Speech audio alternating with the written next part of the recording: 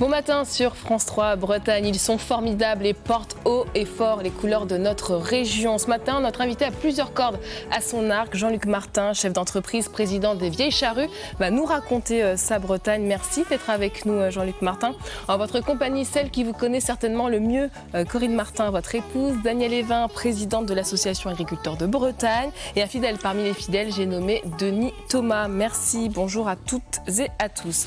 Alors Jean-Luc Martin, vous avez un CV assez atypique, on connaît peu de personnalités qui sont à la fois dans le milieu agricole, avec votre société, tout en gérant à la fois l'un des plus grands festivals d'Europe. Fallait le faire, fallait oser. Je ne sais pas si c'est osé ou non, ça s'est fait tout à fait naturellement, parce que depuis toujours, j'ai été passionné par... à vrai dire, je ne suis pas très passionné par la musique au départ, quoique, mais par la technique, par recevoir des gens, par essayer de bien faire les choses, puis surtout de faire rêver les gens, quoi.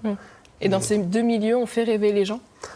Surtout quand ça s'appelle les Vieilles Charrues, parce que c'est quand même un lien direct avec la terre. Ça se fait dans le centre Bretagne, avec des bénévoles qui habitent dans une région agricole.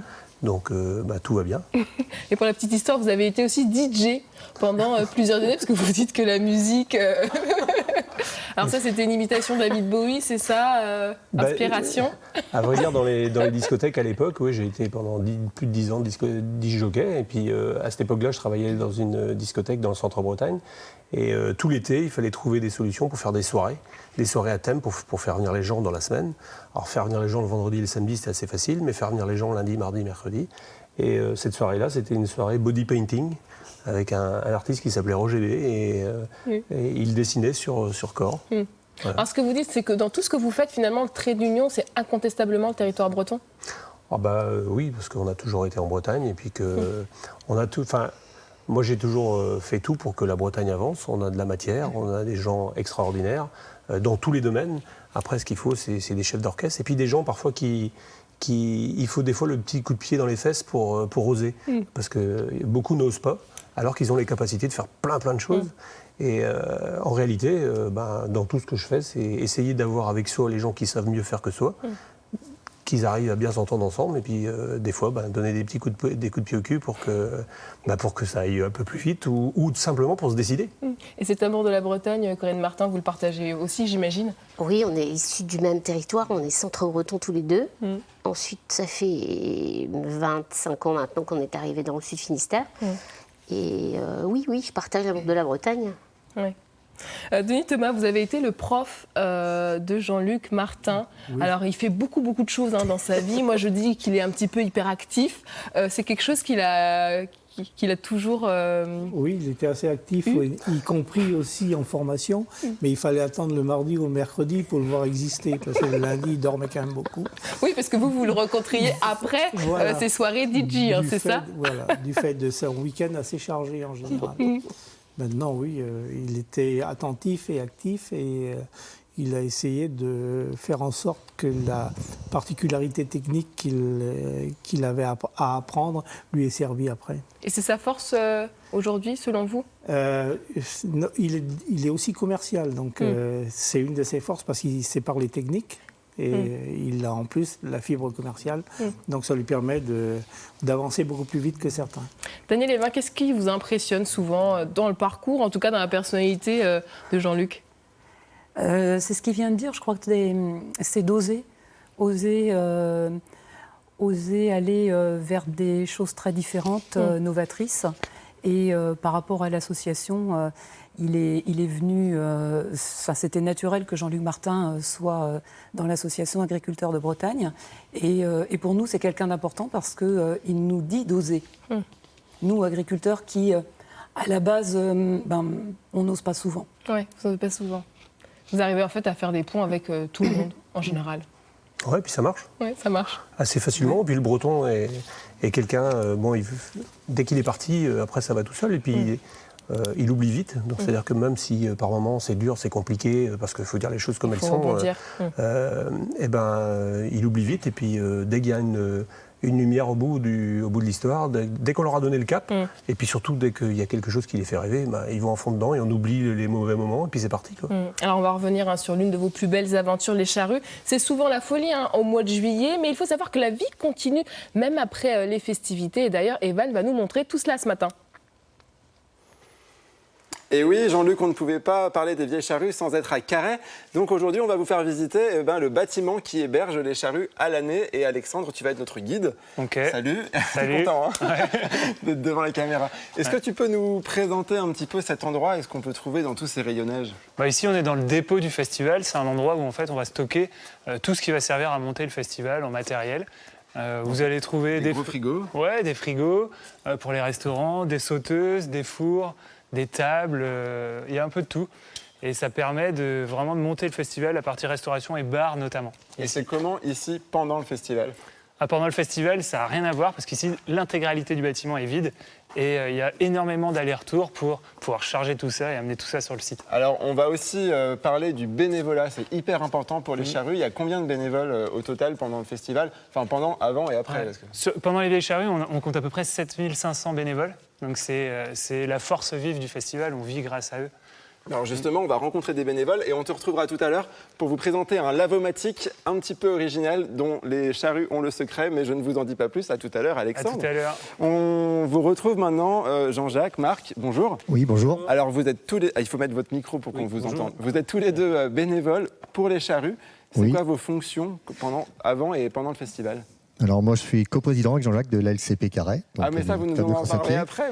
Et donc aujourd'hui on est en partenariat avec les Vieilles Charrues bénévoles depuis 1998, il me semble. Ça, oui, tout à fait. Et vous faites quoi alors pendant le festival? Moi je gère l'équipe avant le festival, donc on est à peu près 95 bénévoles. Donc je gère l'emploi du temps de chaque bénévole. Et après pendant les 4 jours, je suis là du début à la fin. Quoi. Mais sur un point de restauration? C'est une resto, oui, exactement. Oui. Donc vous êtes bénévole, frites merguez, ça donne faim. Oui. Vous êtes donc bénévole pendant le festival et vous avez aussi donc une autre association dont vous pouvez nous parler peut-être un peu plus en... L'ALCP, c'est donc l'association de course à pied sur Carhaix, donc on est à peu près 120 licenciés. Oui. Et donc on est tous les deux coprésidents avec l'organisation depuis maintenant 7-8 ans du cross de la Ligue tous les ans. Oui. Et cette année on organise le championnat de Bretagne de cross qui aura lieu le 30 et 31 octobre avec là aussi un partenariat. Alors oui, justement, ce partenariat, comment est-ce qu'il s'orchestre? Le bénévolat que vous faites pendant les charrues a une répercussion sur votre association? Exactement, donc l'association est rémunérée au prorata des bénévoles, du nombre de bénévoles et puis des heures qui sont faites par ces bénévoles-là. Et donc cet argent nous sert après pour l'année, pour les déplacements en car et tous les frais qui occasionnent. Donc ça représente une partie du budget du club quand même. Quoi, hein. Est-ce que vous diriez que sans les charrues, votre association, elle aurait quand même, elle serait différente? Disons que ça met du beurre d'épinard. Non, je pense que c'est quand même, oui, ça représente une part non négligeable. C'est une bonne bouffée d'oxygène, quoi, disons. Et vous disiez, c'est 95 bénévoles de votre association chaque année? Oui, c'est ça, oui. Est-ce qu'il y a une liste d'attente? Tout le monde a envie de venir aux charrues?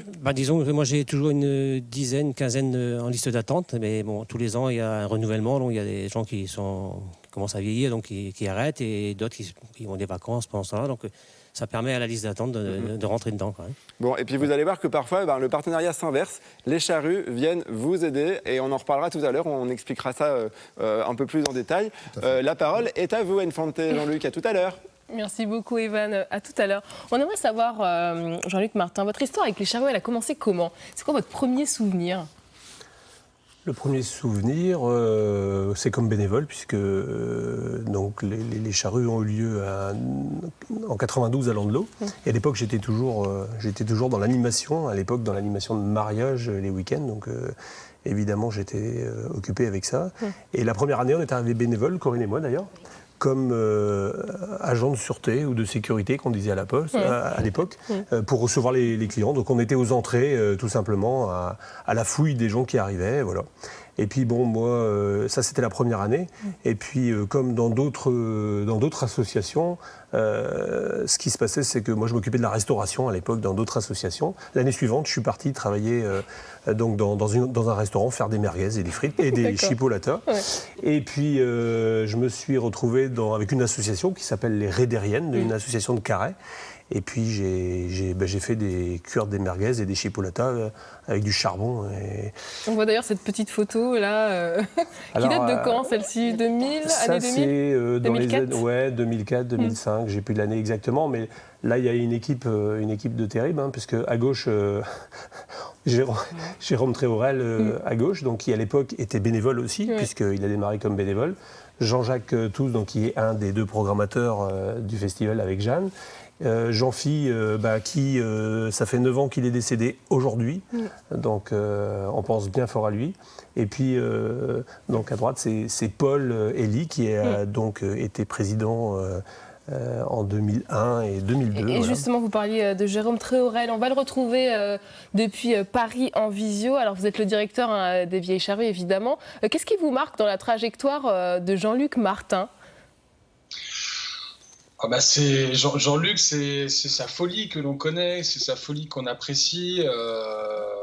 C'est 100 à l'heure tout le temps, 1000 idées à la seconde.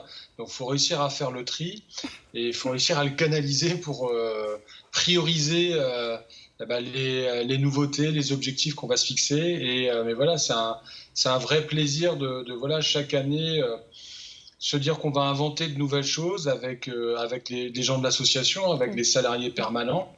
Et c'est ce qui fait, je pense, peut-être une des parties du succès du festival. C'est un vrai travail d'équipe, les charrues. C'est ça dont il faut avoir conscience pour les téléspectateurs qui nous regardent. C'est une machine de guerre, en fait, mais avec beaucoup de bénévoles. C'est clairement une machine de guerre et ça ne marche justement parce qu'on a des expertises dans tous les domaines. Je ne sais pas si on a 70 ou 80 métiers différents, mais je pense que ce soit dans les bénévoles ou dans les salariés, alors les salariés, on va dire qu'ils viennent là que pour quelques jours ou quelques mois ou quelques semaines, et ceux qui sont là à l'année, mais toutes ces expertises, à chaque fois qu'on a une problématique, on n'a qu'à lever un petit peu la tête et il y a des experts dans chaque domaine. Ce qu'il faut après, c'est simplement leur faire confiance et les envoyer et puis surtout se débrouiller pour qu'ils gardent le cap jusqu'au bout parce que, comme dit Jérôme, des fois on part dans des délires. Puis bon, moi je suis un peu du style, si on dit, on fait quoi. Donc si c'est dit, alors des fois c'est un peu la solution pour que ça se fasse, c'est de dire un peu plus vite qu'on attend. Et puis après, comme on sait que de toute façon on va faire, on fait. Et justement, Jérôme Tréhorel, les Vieilles Charrues, c'est aussi une entreprise, c'est des budgets colossaux. Comment vous avez réussi à construire ce business model, disons, un peu atypique dans le monde des festivals ? Il s'est fait grâce aux festivaliers. Le succès grandissant les premières années où quasi tous les ans on doublait la fréquentation a permis justement d'organiser cette croissance. La bonne idée de l'association à l'époque, et des Jean-Luc, des Jean-Philippe ou des Paul, ça a été de structurer l'équipe. Il y a effectivement 7150 bénévoles qui viennent prêter main forte, mais c'est 14 salariés permanents aujourd'hui et grosso modo, sur les semaines avant le festival, pendant le festival et au moment du démontage, c'est entre les personnes qui sont professionnelles, embauchées directement par le festival ou indirectement via des prestataires fournisseurs, c'est quasi 2500 professionnels. Donc c'est toute une alchimie, une organisation qu'il faut imaginer avec une vraie cohabitation, coactivité entre différents métiers, différentes personnes, qu'elles soient professionnelles ou bénévoles. Et c'est ce qui fait cette force et cette singularité des Vieilles Charrues. Justement, on a un petit clin d'œil pour vous, Jean-Luc Martin, une archive maintenant. On va regarder ces images. C'était en 2002, en pleine préparation des Charrues. C'était pour la 11e édition. Regardez. Alors que les festivaliers des Vieilles Charrues ont passé la nuit à danser sur des rythmes rail ou rock, certains se sont mis au travail dès 2 heures ce matin, comme Loïc, boulanger à Carhaix. Pendant le festival, c'est le coup de feu permanent. Il doit fournir 4 fois plus de pain que d'habitude. Avec 22 autres artisans boulangers de la région, il a été sollicité pour nourrir les 200 000 spectateurs du festival. En faisant appel à des industriels, leur marge serait encore certainement plus importante. Et donc, je crois que c'est dans leur philosophie de faire travailler les autochtones. On travaille avec des moyens restreints, mais on fait ce qu'on peut là. Parmi les quelques 2000 références de produits qui transitent sur le festival, plus de 80% proviennent de la région. Une vraie volonté de développement local. On a une politique qu'on appelle la politique de l'escargot. C'est-à-dire que si vous partez de Carhaix, et on essaye de trouver le produit sur Carhaix, et après on agrandit. Et c'est l'esprit charru, c'est-à-dire qu'on a toujours essayé de faire travailler les gens du coin, et le jour où on changera, ce sera plus le festival. Jean-Luc Martin. Ouais. C'est bizarre de se voir. Surtout des images qu'on n'a pas vues beaucoup, mais il y a pire. Hein, il y a pire. Ouais. Parce que du coup, je croyais que c'était ça, mais il y a quelqu'un qui a filmé des images où un dimanche soir, on s'est retrouvés, il n'y avait plus de pain. Mais plus de pain. Et puis là, moi, à l'époque, parce que après avoir été bénévole, je me suis retrouvé donc à fabriquer une logistique alimentaire. Et une année, plus de pain le dimanche soir. On a appelé tous les boulangers. Et puis tous les boulangers, ils étaient complètement crevés. Ils travaillaient depuis la semaine. C'est 45 000 baguettes quand même. C'est un truc de fou, quoi. Et là, il n'y a plus de pain. Et j'ai un boulanger à Carhaix qui me dit moi, j'en ai en pouce. Par contre, mes galettes sont parties, j'ai plus personne pour les enfourner. Et puis, en plus, je ne sais pas comment je peux faire pour les amener. Catastrophe. Là, moi, ni une ni deux. J'ai trouvé un fourgon, je suis parti à la boulangerie à Carhaix, j'ai enfourné les baguettes, je suis parti, je suis revenu, j'ai remis les baguettes dans le machin, et pof, on a vu le pain. Parfait. Et c'est toujours comme ça. Et cette politique de l'escargot dont vous parliez dans votre reportage, elle n'a pas bougé d'iota. C'est ça aussi qui fait la force aujourd'hui du festival ? C'est primordial. C'est primordial parce que c'est les gens du coin qui font le festival. C'est pas ceux d'ailleurs. Et justement, les agriculteurs, on n'y pense pas, mais eux aussi, ils ont leur part dans ce festival. Oui, alors il y a une histoire ancienne entre le festival et les agriculteurs avec le petit blanc du matin que mes collègues du secteur servent aux jeunes et moins jeunes, mais beaucoup aux jeunes sur le camping. Donc ça, c'est une institution quelque part. Et nous, on est présents aussi maintenant dans le village du camping où l'association a eu l'opportunité de pouvoir s'implanter et on rencontre à peu près 6 000 jeunes pendant le festival. Festival qui d'ailleurs nous a permis aussi d'étoffer ce petit coin agricole et on parle d'agriculture avec les jeunes et vraiment c'est que du bonheur. C'est que du bonheur parce que on est dans un autre contexte et on peut tout aborder avec eux et les agriculteurs qui tiennent ces permanences-là quand ils repartent, ils sont reboostés. Ils ont laissé tout le reste de côté et ils se sont investis dans ce temps aussi d'animation. Et ça, effectivement, grâce à toute l'équipe des Vieilles Charrues. On va continuer à parler des Vieilles Charrues. Préparez-vous, puisque je vais vous demander votre meilleur souvenir aux Charrues. Et là, on part retrouver Evan qui est à Carhaix avec les bénévoles. Et moi, mon meilleur souvenir de cette visite, c'est ce magasin où on trouve de tout dans le stock des Vieilles Charrues. Alexandre, explique-nous un petit peu tout ce qu'on peut trouver ici. Ici, on est dans le stock de petits matériels du festival. On va trouver tout ce qu'il faut pour monter le festival et auquel on ne pense pas. Là, tu avais par exemple un fer à repasser. Pour repasser... Ce qui est bien, c'est qu'il n'y en a pas qu'un, il y en a genre 15 à chaque fois. Ouais, c'est ça, parce qu'il peut y avoir beaucoup de nappes à repasser ou un artiste peut avoir besoin de faire un col sur sa chemise, admettons.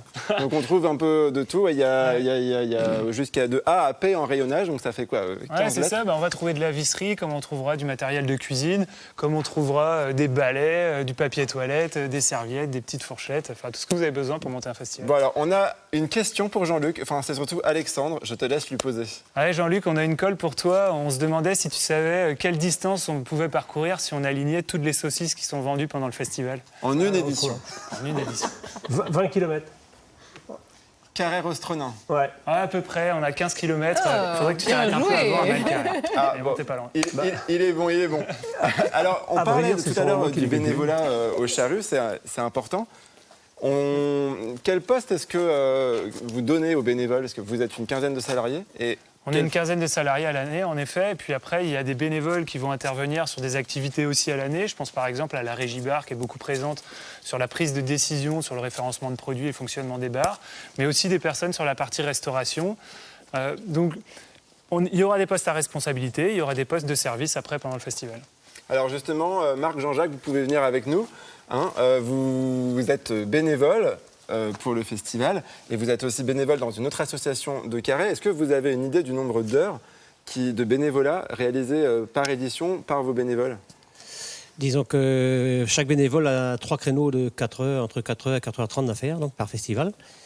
Et moi, en tant que responsable, donc, je gère tout ce qui est avant. Donc, je gère toute l'équipe. Je fais le planning, je les appelle, le planning. Et après, le jour J, je suis là pendant 4 jours du début à la fin. Et du coup, le festival vous reverse une participation pour votre association. Ça représente combien la part de votre budget à l'année ?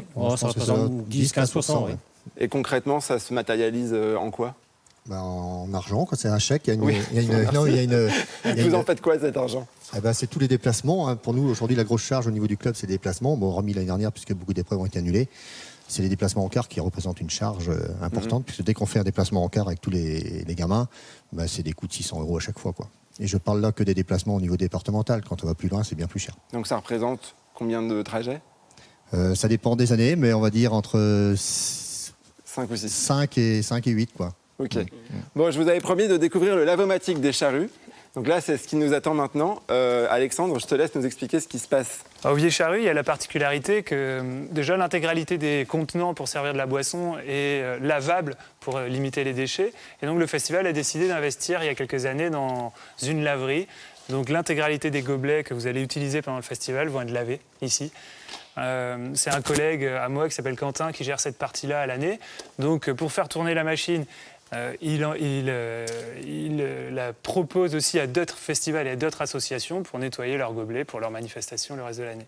Et ça a la particularité, c'est que ça a permis de créer de l'emploi pour des personnes en situation de handicap parce qu'on a un partenariat avec les ZAD de Carhaix. Et ce qu'on n'a pas eu le temps de dire, c'est que les charrues prêtent aussi du matériel à des associations comme celle de Jean-Jacques et Marc, mais on n'a pas eu le temps de le dire, donc je le dis comme ça. Voilà, à tout à l'heure, on va vous parler d'une pipeline hors du commun qui traverse la prairie du festival et on vous dira ce qu'il y a dedans. À tout à l'heure. Merci beaucoup, Evan, à tout à l'heure. Alors, je disais tout à l'heure, est-ce que vous êtes prêts pour les meilleurs souvenirs que vous ayez vécus aux charrues? Je vais commencer par Corinne. Il y en a beaucoup. Enfin, un souvenir marquant ou émouvant? La deuxième année sur le site, lorsqu'on a fermé les portes le dimanche soir, et on avait, je ne sais plus de combien vous aviez augmenté la capacité, ça s'est terminé en une fête extraordinaire. Là, c'était un très bon moment. Ce que je n'avais pas anticipé, c'était le petit déjeuner du lendemain matin, 7h, qui était beaucoup moins drôle, avec des gars qui démontaient la scène et qui nous attendaient. Et donc c'était moins drôle. Mais voilà, c'est un fait marquant pour moi. Jean-Luc Martin, c'est la question hyper difficile, j'imagine. Il y en a plein. Moi c'est quand le public, je l'ai déjà dit, parce qu'il y a des moments très très forts. Hein. En 2010, on a fait Muse. Avant le concert, on savait 2 jours avant que ça allait être de la pluie. Ben, ça a été bien plus que ça. Et pendant tout le concert, il a tombé des seaux et des seaux et des seaux. Et puis, on a fait tout le concert où ça a été, d'ailleurs, on a pris 3/4 d'heure de retard, dans le sens où on ne savait pas s'il fallait jouer ou pas jouer. Et il y avait des gens sur les scènes qui passaient avec des raclettes pour enlever l'eau. Et puis le groupe, Coup de bol, c'était un groupe anglais, ils devaient avoir l'habitude sûrement. Ils ont décidé de jouer. Et il a tombé des cordes pendant 1h30. Mais le public était là. Et 100% du public était là. Et 100% du public était trempé dans l'eau, avec le sourire jusqu'aux oreilles. On va retrouver depuis Paris Jérôme Tréorel. On va voir une photo où vous êtes tous les deux et la foule derrière vous, une photo assez sympa. Qu'est-ce qu'on ressent quand on voit cette foule immense, 70 000 personnes sur un plateau télé ou plateau de concert? Alors, en général, on voit les artistes sur scène et ce public et ce moment de rencontre, justement, pour lequel on travaille. C'est pour ça qu'on organise le festival. Il est juste magique parce que c'est ces partages d'émotions, ces émotions de live, de rencontres entre ce public et artistes qui nous donnent vraiment tout ce plaisir pour l'événement. Là, sur cette photo, c'est un moment symbolique qu'avaient initié Jean-Luc et Jean-Philippe, c'était de dire merci et à l'année prochaine au public.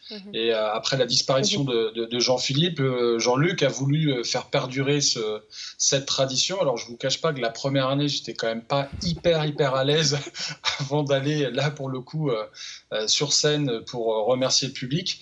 Et c'est quelque chose d'assez fou, d'assez extraordinaire de vivre cette émotion et cette marée humaine avec plein de bienveillance, plein d'amour. Mais c'est, voilà, comme l'avait dit Jean-Luc, c'est important de le faire et important d'aller remercier. Jean-Luc Martin, vous avez aussi embarqué Denis Thomas dans l'aventure des bénévoles. C'est quoi l'esprit bénévole quand on vit les charrues dans les coulisses? C'est d'abord envie d'y aller. Ça, c'est la première demande de la part des bénévoles. Donc, ils ont commencé à connaître les charrues, à connaître un bénévolat dans d'autres associations. Et quand on leur propose de venir aux charrues, une fois qu'ils sont allés une fois, ils sont Ça devient une addiction finalement et ils en redemandent tous les ans. Oui. Donc ça, c'est très très intéressant. Donc il y a toujours une demande de la part des bénévoles. Sur la Bretagne, je pense qu'on arrivera toujours à en trouver des bénévoles et on n'a jamais assez de place pour les bénévoles. Vous avez dit en préparant cette interview, Jean-Luc Martin, que si vous n'étiez pas breton, si le festival n'était pas breton, il aurait pu disparaître maintes et maintes fois. Ça veut dire quoi, ça ? Ça veut dire tout simplement que organiser un festival comme ça, il y a des bâtons dans les roues, il y a des barrières, il y a des histoires tout le temps. Et ce qui est important, c'est de ne pas baisser les bras et de garder le cap. Alors moi, on m'entend dire garder le cap 50 fois par jour peut-être, mais on a eu tout plein d'histoires, que ce soit avec le fisc, avec l'URSSAF, avec tout plein de gens qui, à un moment donné, voulaient mettre les règles normales sur une association anormale. Donc, à chaque fois, c'est ne pas baisser les bras et d'expliquer aux gens qu'il faut faire des conditions spécifiques pour un truc spécifique. Et ne jamais baisser les bras, parce qu'il faut justement trouver les bonnes personnes qui vont nous aider. Et puis, on a eu des hauts, des bas, ça n'a jamais été simple, hein. Mais au final, faut persévérer. Tout le temps. Et pour garder ce cap, vous nous aviez dit aussi 3 piliers, votre entreprise, tel élevage, les charrues, évidemment, et votre famille. Vous lui devez beaucoup à votre famille ? Je pense tout. Tout, parce que on dit, on ne peut pas aller faire des événements comme ça ou s'occuper d'entreprises en dehors si on n'est pas bien à la maison. C'est 3 choses qui sont importantes. Et si on n'a pas une épouse qui cautionne tout ça, alors c'est pas toujours facile, je le reconnais, mais elle a toujours été avec moi, que ce soit dans les bons ou dans les mauvais moments. Et puis ça fait un moment que ça dure maintenant. Et c'est pas les projets qui manquent dans la famille Martin, puisque vous vous êtes lancé vous aussi dans l'aventure de la maison d'hôtes, des maisons d'hôtes. Oui. Alors comment vous est venue cette idée ? Alors comme dit Jean-Luc, on aime recevoir, on aime accueillir aussi. Et comme on est un petit peu fou, un jour on a trouvé une maison, on a eu un véritable coup de foudre. Qui dit coup de foudre dit pas de réflexion. Donc on a acheté cette maison. Chez la famille Martin. Et donc on a rénové cette maison. Les enfants sont partis, ils ont grandi, ils sont partis. Et du coup, je me suis dit pourquoi pas. Et ça fait maintenant 6 ans que je reçois beaucoup de monde. Qu'est-ce qui vous plaît là-dedans ? C'est la rencontre, c'est faire découvrir la région aussi Alors la rencontre, que ce soit on a beaucoup de Français, mais j'ai aussi beaucoup d'Européens.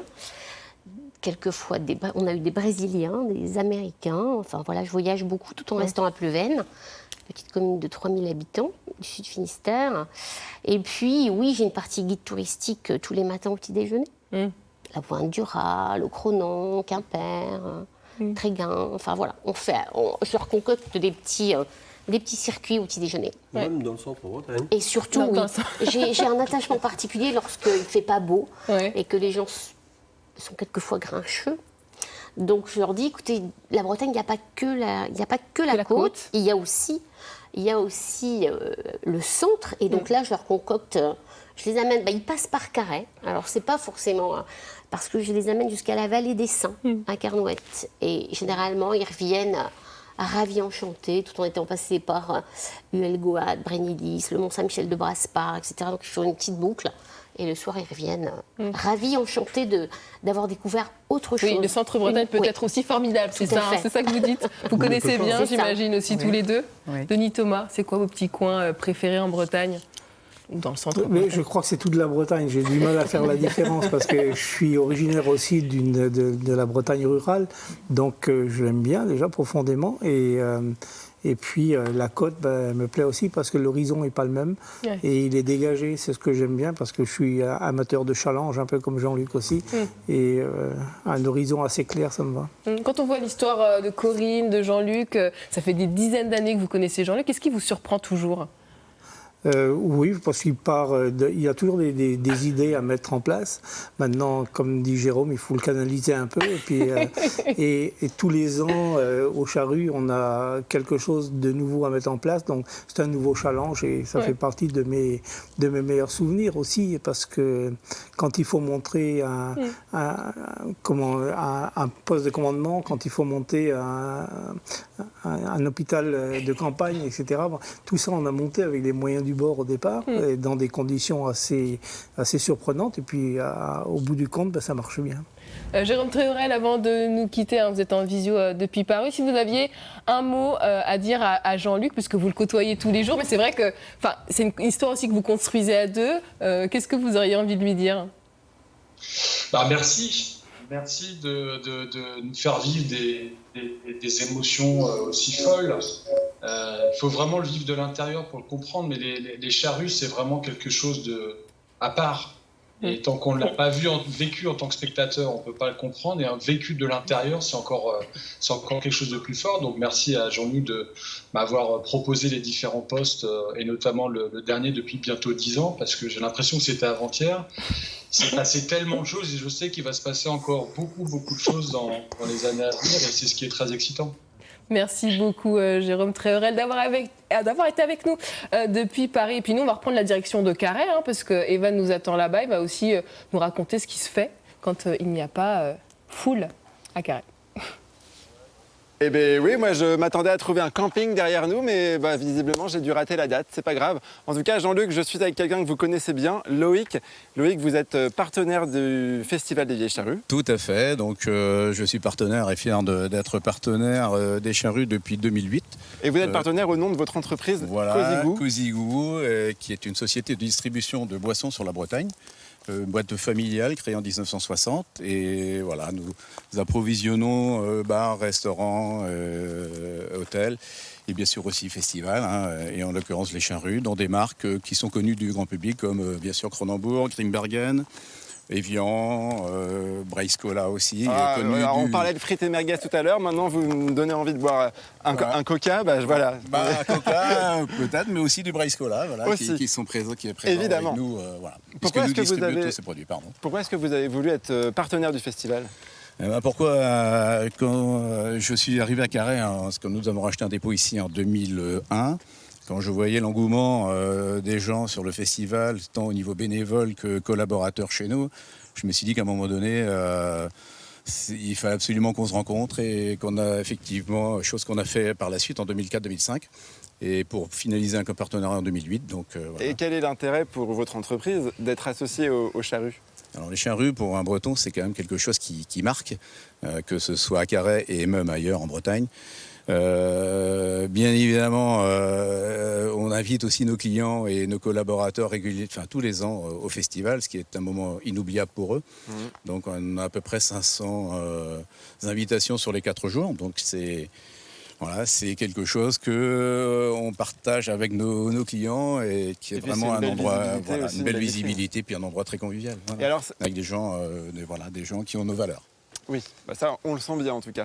Vous êtes aussi en charge d'une installation pas des moindres, c'est l'installation de tous les bars du festival. Et ça, comment ça se passe quelques jours avant l'ouverture ? Alors, bien sûr, une semaine avant, nos équipes sont à pied d'œuvre pour mettre en place tout ce qui est matériel. Alors, avec bien sûr une particularité au Charru qui est les citernes, en fait, qui demandent une connaissance technique un petit peu différente, et parce que ça nous oblige à passer un pipeline, comme on dit. Le fameux pipeline qui traverse la prairie pour alimenter le bar numéro 8, donc qui est le bar central. Et voilà, c'est une particularité aussi des Charrues. Une problématique à laquelle on a eu du mal à répondre avant 2008, mais grâce avec l'expérience maintenant. Oui, puis la collaboration des brasseries Kronenbourg, on a réussi à mettre en place On va rappeler Alexandre avant de se quitter pour parler d'un point important, le rôle des partenaires pour les Charrues. Il est capital et il ricoche également sur les festivaliers.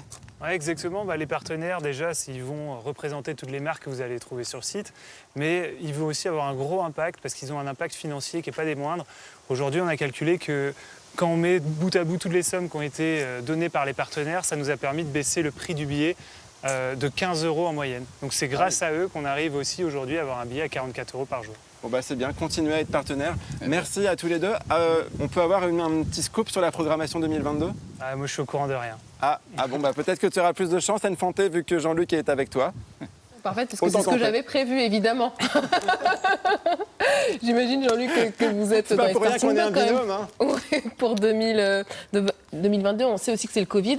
Il faut avoir les reins solides. Oui, on a vécu une année et demie là, un peu particulière parce que la première année, on a été obligé d'annuler l'édition de l'année dernière. On a été obligé de l'annuler. Et puis dès le mois d'octobre, en discussion entre nous, on s'est dit que c'était pas possible que de faire une deuxième année. C'est pour ça qu'au mois d'octobre, on a décidé, de toute façon, l'année prochaine, les charrues, ça jouera. Ça jouera, on ne sait pas comment, mais on trouvera la bonne formule pour s'adapter au contexte sanitaire du moment. Et c'est pour ça qu'il y a eu beaucoup de travail de fait cet hiver, où les équipes ont travaillé sur plusieurs formules. Le fait de travailler sur plusieurs formules, c'était de pouvoir dégainer le jour où il y aurait un cadre de mis par l'État, de pouvoir dégainer tout de suite en disant si c'est cette formule-là, on tire dans les machins, paf. Et du coup, on a décidé de faire 10 soirs à 5000 à l'origine, masqués, sans bar, sans resto, assis. Et puis, on a vu que 2 mois, ça a évolué. Et puis, on a réussi à faire un festival 5000 avec des bars, avec des restos, non masqués, et puis debout. Et ça a été vraiment génial parce qu'on a passé 10 jours extraordinaires. Ça a permis de remettre les artistes sur les scènes, de remettre les techniciens et les techniciennes à bosser, de remettre les bénévoles à faire ce qu'ils aiment faire, et puis à nos festivaliers de pouvoir vivre. C'est certes pas un festival normal, mais d'ailleurs on avait bien dit, ce ne sera pas un festival normal. Mais c'était génial à refaire. Et de toute façon, en 2022, si c'est le cas, vous feriez pareil. Et la solidarité bretonne fera son œuvre, quel que soit le scénario. Je pense que 2022, on croise les doigts, parce qu'il y a une particularité quand même, c'est que l'année prochaine, c'est la 30e édition, donc les 30 ans. Alors, c'est assez bizarre, mais comme on n'a pas fait... Il y a une édition qui a sauté, du coup, on se retrouve avec 30e et 30 ans. Donc forcément, il faut qu'on marque le coup. Donc on y travaille déjà depuis plusieurs mois, même déjà plusieurs mois. Et donc forcément, on fait tout pour que ça se fasse normalement. Et puis on va croiser les doigts, et puis à un moment donné, ça va bien se terminer quand même. Et ce qu'on a ressenti aussi tout au long des séquences qu'a présentées Evan, c'est cette solidarité. C'est-à-dire que quel que soit le milieu, quelle que soit notre activité, tout le monde fait ensemble. Tout le temps. Et puis... C'est pour ça qu'il faut une association et puis qu'il faut des responsables dans l'association parce qu'il faut orchestrer ça. Et puis quand il y a des problématiques, il faut mettre des gens ensemble, il faut que ça discute, il faut que chacun lâche des bouts. Et cette solidarité, c'est aussi ce que vous faites avec Agriculteurs de Bretagne. Qu'est-ce qu'il a insufflé, Jean-Luc Martin, dans votre association ? Parce que j'explique pour nos téléspectateurs, il nous reste quelques minutes. Vous vouliez redorer un petit peu l'image des agriculteurs au départ. Et qu'est-ce qu'il a insufflé là-dedans, Jean-Luc Martin ? Jean-Luc, il a insufflé et il a participé au mouvement avec les valeurs dont on parle depuis tout à l'heure. Donc le faire ensemble, le fait qu'il y ait des personnes qui osent mettre des choses en place. On a osé, et grâce à Jean-Luc, dans ce moment de juillet de cette année, aller sur la scène des Vieilles Charrues pour faire notre assemblée générale, comme on l'a vu tout à l'heure. Ouais. Mais pour les agriculteurs qui étaient là, ils étaient 700, ça représentait quelque chose d'important parce que il y a l'agriculture, il y a la culture, il y a le fait d'habiter ce territoire-là, il y a toutes ces valeurs-là. Et l'essentiel de ce qu'on essaye aussi, nous, de montrer dans notre association, c'est qu'on a des métiers qui sont des beaux métiers, qui sont liés à la terre, qui sont liés à un territoire et qui sont liés à des valeurs. Et à partir du moment où on a des personnes autour de nous, qu'elles soient bénévoles ou qu'elles soient partenaires qui partagent ces valeurs-là, j'ai envie de dire, on déplace les montagnes, quoi. Nous, on a fait des choses au sein d'Agriculteurs de Bretagne qu'on n'aurait jamais pu faire si on n'avait pas rencontré Jean-Luc, si on n'avait pas rencontré d'autres personnes. Et c'est ça l'esprit breton, finalement. Je crois. C'est faire ensemble et collectivement et oser le faire. Il ne reste que quelques secondes. Il faut être fier de son métier, fier de son pays, fier de ses collègues et puis tout simplement avancer tous ensemble. Et puis, comme dit Daniel, quand on est plusieurs, on est capable de démonter des montagnes, c'est clair. Puis il y a cette photo qu'on voulait vous montrer avant de se quitter. C'est ça aussi la force de l'esprit breton. Une Légion d'honneur, les frères Morvan. Ouais, alors la particularité, c'est que les frères Morvan, c'était la première fois qu'ils faisaient une remise de médaille. Et comme je suis un fan des frères Morvan, et j'ai été les voir pour leur demander si éventuellement ils ne pourraient pas me remettre cette médaille des arts et des lettres. Et puis Jean-Yves Le Drian, c'est pareil, c'est un peu des mentors. Et donc, c'était un peu logique que ce soit lui qui me remette. C'est sur cette belle photo qu'on va terminer cette émission. Et nous, on va vous proposer de faire une autre séance photo qui est improvisée parce que tous nos invités passent sous notre objectif avant de se quitter. Vous faites maintenant partie de la famille, vous êtes formidables. Merci beaucoup, Jérôme Tréorel, Jean-Luc Martin d'avoir été avec nous. Merci à tous de votre participation. Merci à ceux qui nous ont suivis. On se retrouve dès demain sur France 3 Bretagne. Allez, c'est parti. Un petit sourire. Corinne, comme vous êtes quand même proche dans la vie, je me dis que pour une fois, on peut la faire à deux. Super. Ça va bientôt sortir.